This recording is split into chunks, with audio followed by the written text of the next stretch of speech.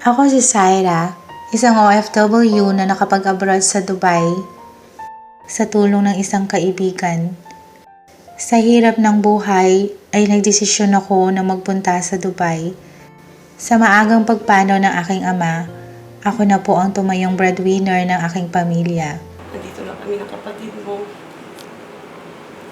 Dahil kami nakagabay sa'yo at ipagdadasal ka namin. Basta huwag ka nang makakalimutan ako. Tumawag ka sa kanya, humingi ka ng tawag. Huwag kakalimutan. Ako, inay.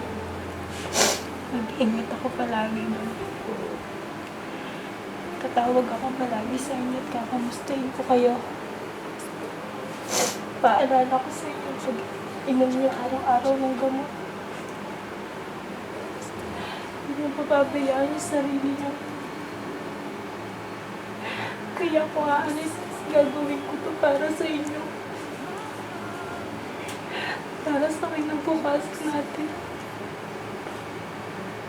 Mapalad ako na nakapasok agad sa isang maayos na trabaho, hindi man kalakihan ng kinikita ko. Dito nag-umpisa ang aking buhay abroad na masalimuot at punong-puno ng pagsubok. Ha? Si inay? Ano nangyari?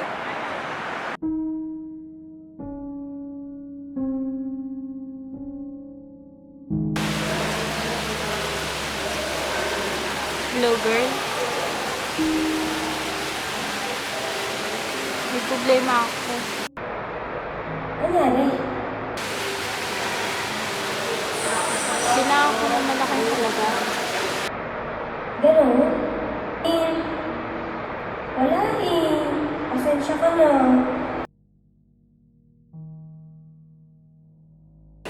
Hello? Hello, girl. Kailangan ko ng tulong mo. Hello? Ganun ba? Sige. Ako ang bahala.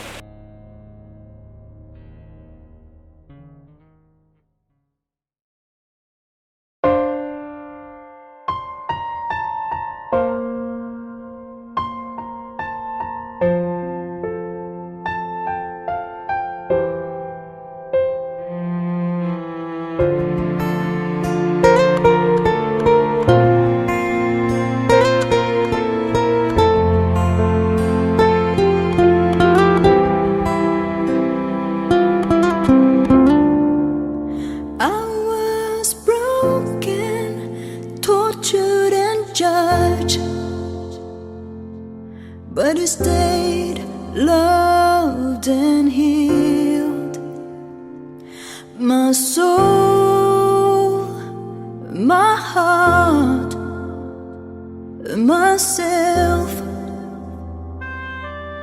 I raise my hands, I close my eyes, I raise my voice and pray.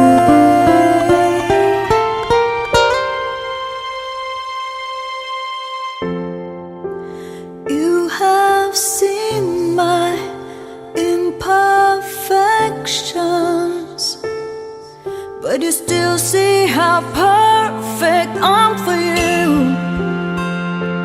Oh Lord, what will I do without you?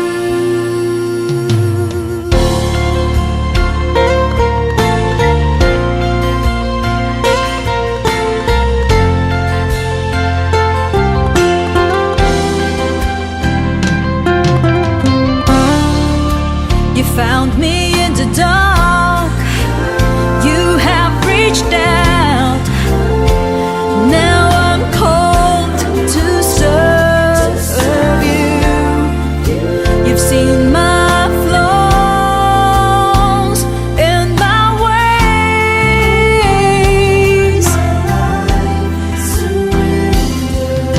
I raise my hands, I close my eyes, I raise my voice and pray.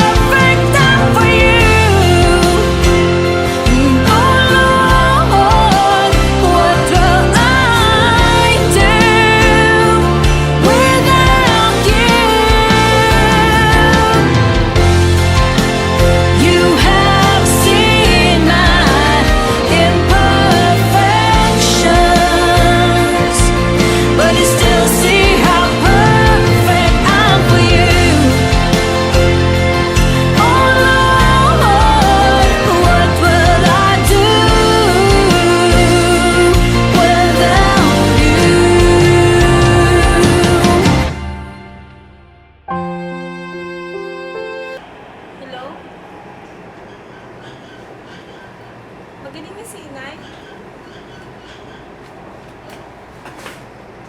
Praise God. Wow, ang galing talaga. Praise the Lord. Sabi ko sa'yo sis, si Lord na bahala sa kanya eh.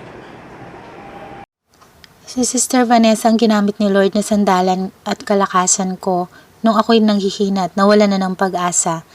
Naramdaman ang pagkilos ng Panginoon sa buhay ko dahil sa Kanya. Oh Lord, what will I do without you? Sa naging mga nagawa kong mga kamalian, doon ko naramdaman ang pagmamahal sa akin ni Lord.